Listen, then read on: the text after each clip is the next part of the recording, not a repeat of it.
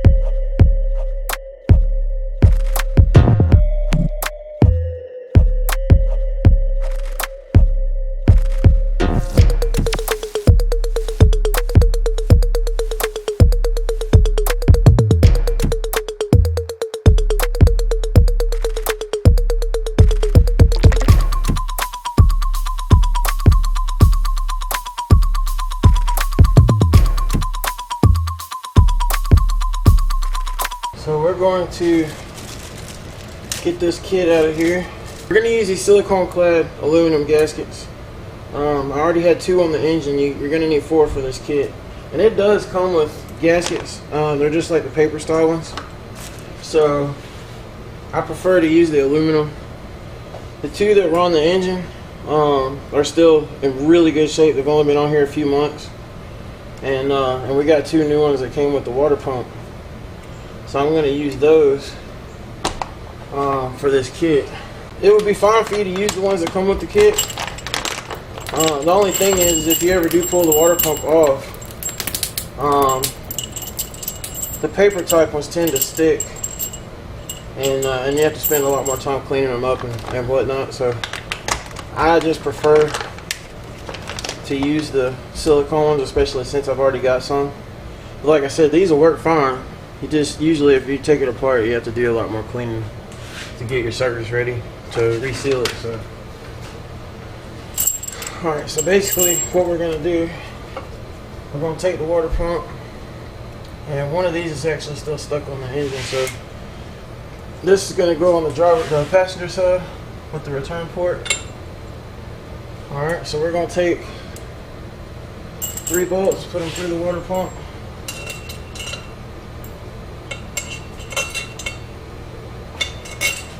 And then I'm going to slide this spacer on here. And you can see how nicely that fits right there. I'm going to do the same thing on this side, put our 3 bolts in. Slide our gasket on here.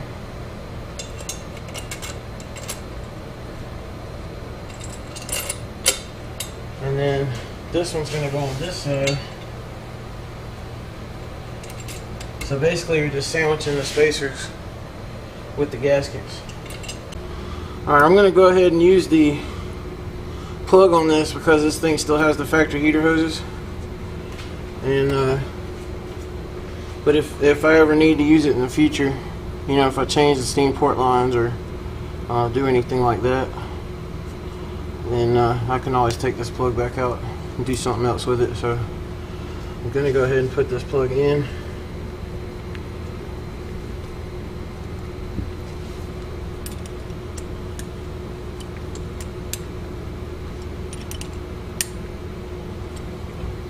That's all there is to that. And then what we'll do is we'll go over to the engine and we'll get this up, get all the bolts started, and then we'll go ahead and torque them all down in sequence. The torque sequence, basically I just like to do both the inside bolts in the middle. See how there's one, they're kind of like in the middle of the water pump, that one and that one. I like to do those first and just kind of snug them up to get it square up against the engine. And then I'll go back and do the other ones. And then I'll come back and torque them down. So I'll go 18 foot-pounds, 18 foot-pounds, and then I'll alternate, you know, in a crisscross pattern like that to 18 foot-pounds. Maybe 22 depending on how it feels. But most likely it'll just be 18 foot-pounds.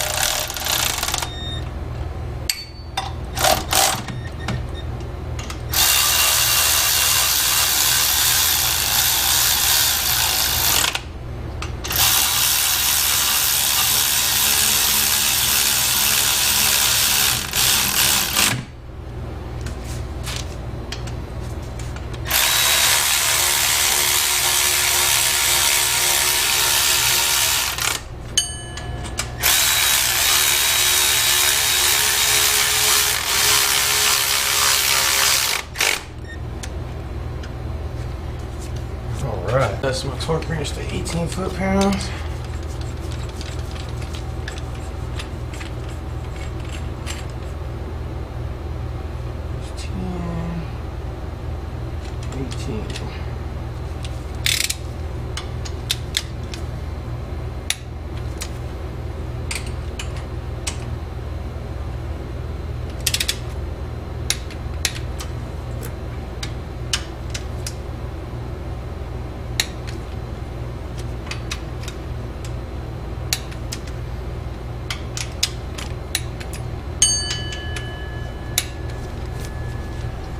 Now I'm going to go 22.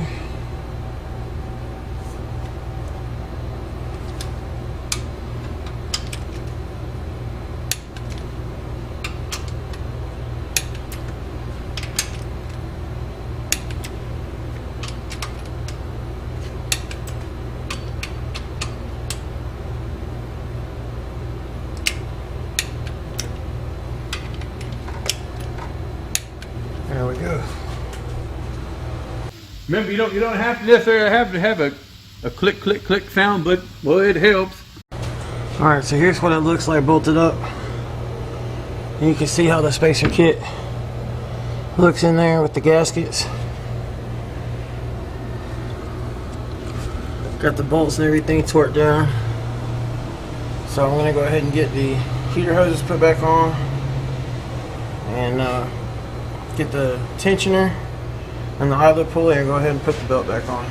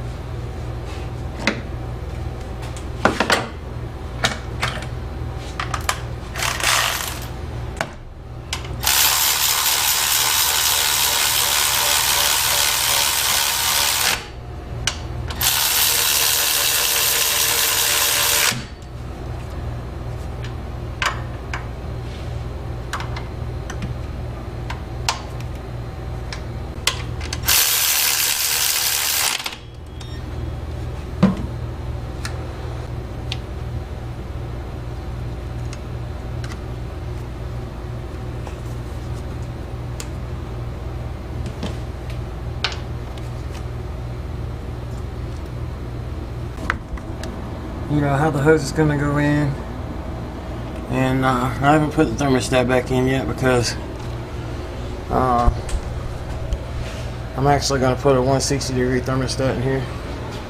I actually thought that I had a 160 in here, but it turns out that it's a 187. No big deal. I got to run to the auto parts store and get an upper hose anyway. We'll get to that in a minute. So, but this is the main part of the install right here, as long as you've already got electric fans like I said before. So now we're going to look at this upper radiator hose and see what we can come up with as far as the shape. I'm going to grab some pieces of radiator hose that I've got, see if we can shape something that will work.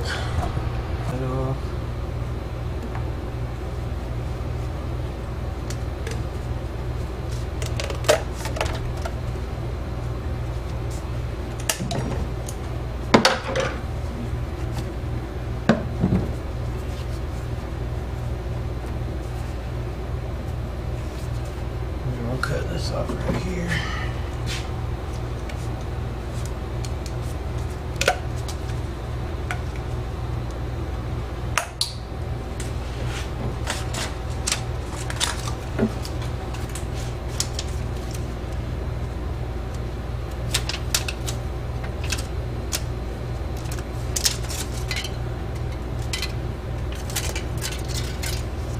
I've mocked up a little bit of a radiator hose, and so I'm going to run to the auto parts store just a few miles away, and we're going to see if we can find something that's pretty close to that.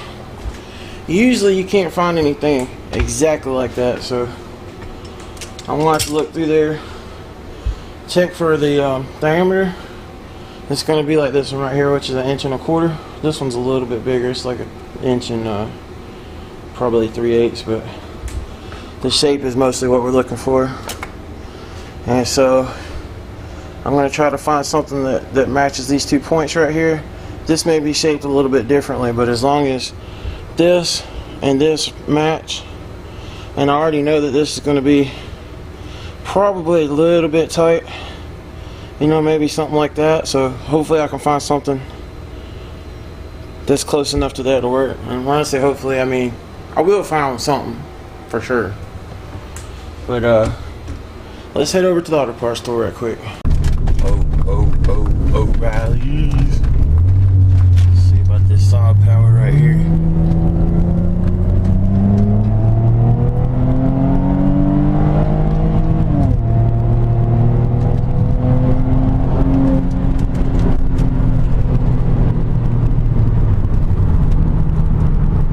This thing's so fun to drive.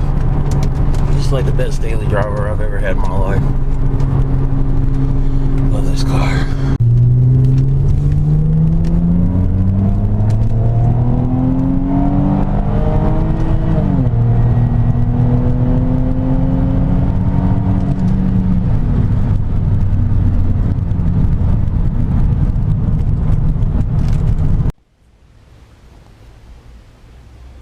That's what I'm talking about. Now you just have to dig through, find something that'll work. Alright guys, you just have to be patient. Just kind of dig through and look. See what you can find. And even though it's not an exact match, you can see that the little bit of those match. And it's got a nice little offset coming down towards the water pump. So I think this is going to be perfect. Alright guys, here we are with our radiator hose and 160-degree thermostat. And as you can see, this hose matches pretty doggone good. So I'm going to get it trimmed up, get it put in. This is a Gates 23798. And I got it at O'Reilly's. O'Reilly's is my auto parts store of choice, by the way. But you know, you can probably find this or cross-reference the part number to your store or brand of choice. But I'm going to go ahead and get this thermostat put in, get this hose trimmed up, and we'll go ahead and get the coolant system filled back up and go from there.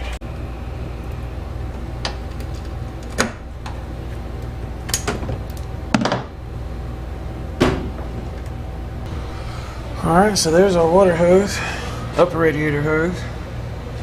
So I'm going to go ahead and put a clamp on this thing on the water pump side, and then we're going to fill our coolant system up by pouring it through into the upper radiator hose. So that'll fill the engine up, and it'll fill the radiator up from underneath. And when we get it to a point to where we can't pour any more water in there, we'll put the hose on, and then we'll top it off from the radiator.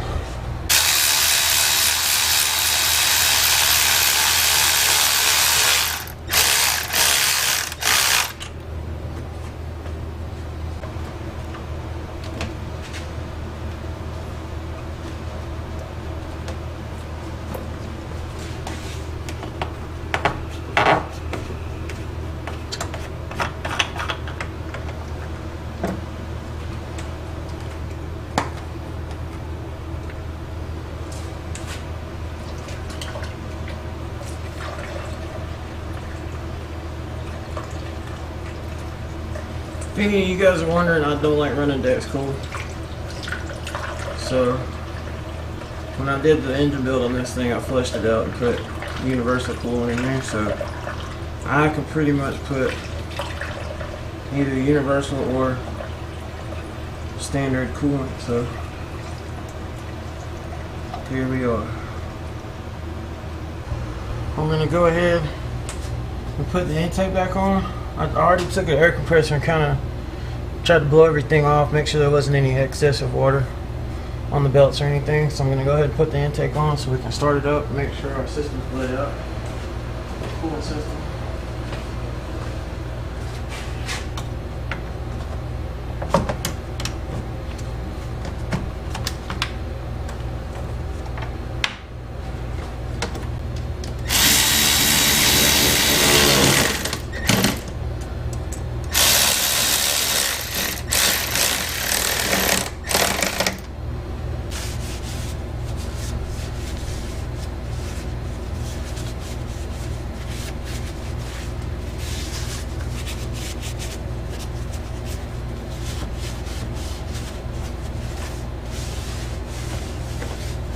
Y'all sit tight. This thing should stay. I think you guys should stay in place there.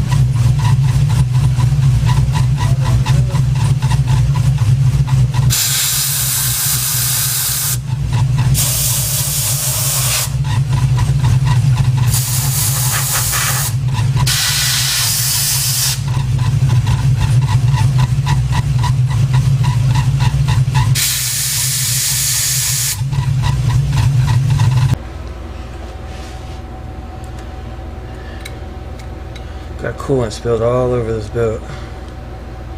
I'll put the magic sauce on here. It should shut it up.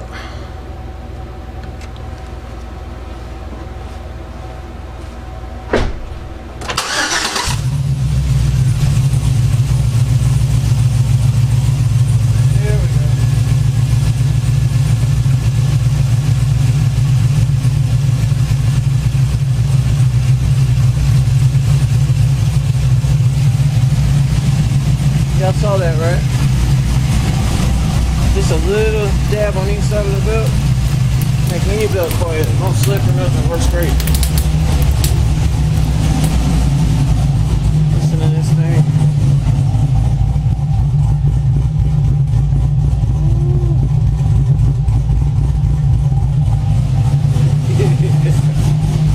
That is all right.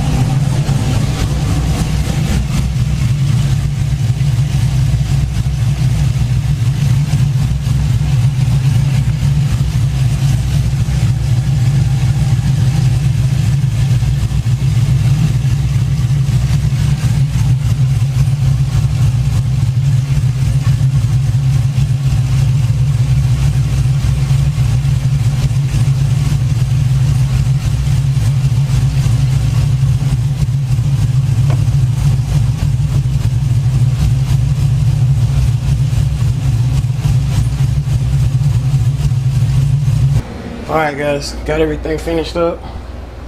You can see what everything looks like. With the water pump, the spacer kit, the hose, and you know, you don't have those ugly threads on the front of the water pump anymore, so that's kind of nice. Oh, would you look at this? Yeah, well. Would you look at that? Yeah, there's a few more blemishes on the car. Oh my gosh, just look at it. The car is not perfect. Just look at it. Just look at it. Yeah, well. What the heck is that? But everything's topped off, and that's it. That's how you do a LS1 water pump swap. It's that simple. So, and the best part about it is this water pump flows about 30 gallons per minute more than the truck pump because of the impeller design that's in there, and it flows obviously even more than that when you're driving down the road and whatnot. So it's definitely a very powerful component for your coolant system, that's for sure. I hope you guys enjoyed this video. I know a lot of people have been asking about it, and you know, asking for part numbers and how to do it. So I hope this answers everybody's questions. And if this was helpful to you, drop a comment and let me know. I'd appreciate hearing from you guys. And you know, just comment and like and subscribe. And you know, because I'm always going to be putting out more content. So you know, if there's something you need to know or something you're looking for, you can put in a request or send me a message. and I can either make a video on that topic, or I can give you the information for it. So you guys just let me know what you need and I'll try to help you out. I appreciate you watching. I'll see you next time.